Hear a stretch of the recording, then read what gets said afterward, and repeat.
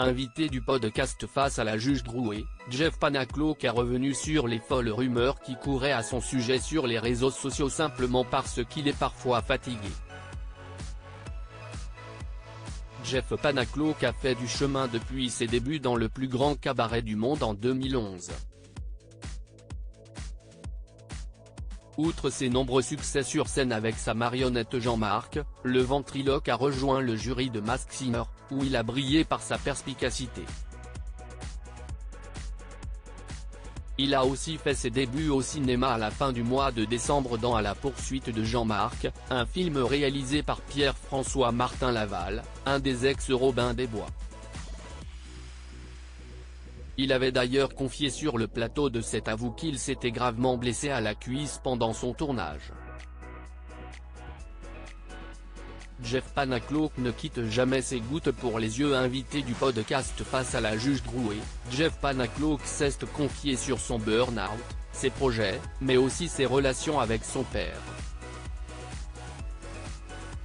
Parmi les rubriques du podcast, le complice de Jean-Marc a été invité à vider ses poches devant la juge. « J'ai des gouttes pour les yeux », a-t-il indiqué. Et cet objet n'est pas du tout anodin pour l'humoriste. « Je suis très fatigué et que je suis très sensible des yeux. Et j'ai les yeux qui piquent souvent », a-t-il expliqué pour justifier leur présence sur lui. Et s'il les utilise, si est car ses yeux fatigués suscitent les pires rumeurs sur la toile. Après sur les réseaux, on dit, ouais, il prend de la drogue, etc. Alors que ce n'est pas du tout le cas, si est juste que je suis fatigué, a-t-il tenu à préciser. Ça va vite. Quand on fait une émission et qu'on est un peu fatigué, si est tout de suite, on prend de la drogue, a-t-il ajouté.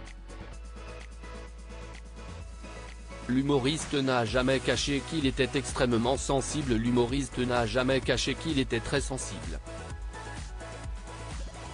Il avait d'ailleurs fondu en larmes sur le plateau de Quelle époque en évoquant ses parents. Ils ont toujours cru en moi.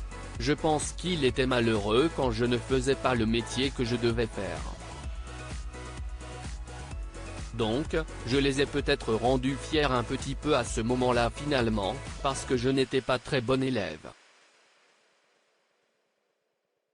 Et je pense qu'ils se sont demandé plus d'une fois ce qu'on allait faire de moi, s'était-il remémoré. Il avait aussi été très ému en évoquant sa séparation dans l'émission de Frédéric Lopez, Un dimanche à la campagne. Je suis très sensible, et quand on commence à me parler de mes enfants ou de ma vie privée, de ma séparation, oui si est sûr que ça me touche, avait-il expliqué.